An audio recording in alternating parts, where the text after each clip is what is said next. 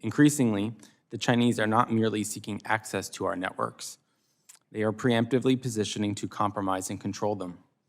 As noted in the Defense Department's 2023 cyber strategy, China's peacetime penetration of U.S. networks informs its preparations for war, with the line between the two becoming increasingly blurred.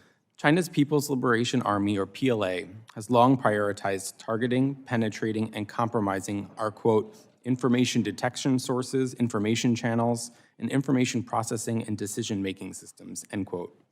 The goal of such compromise operations, according to PLA strategists, is to, quote, sap enemy morale, disintegrate their will to fight, and ignite anti-war sentiment among their citizens, end quote, all without the clamor of conventional warfare. The U.S. government's recent exposure of the Chinese state-directed Volt Typhoon operation is therefore not an outlier, it's a signal.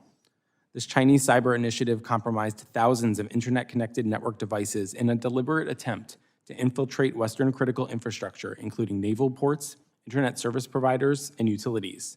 Paradoxically, even as policymakers intensify efforts to remove Huawei, ZTE, and DJI equipment from U.S. networks, China is working to exploit open-source collaborations like the Linux Foundation, O-Ran Alliance, and others to reintroduce today's vulnerabilities into tomorrow's trusted networks.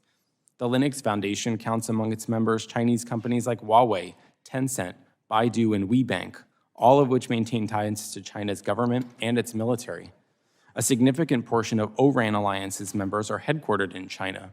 At least 16 maintain documented ties to China's security apparatus. That includes all 3 of China's mobile operators, which are banned from operating here because they're subject to exploitation, influence, and control by the Chinese government.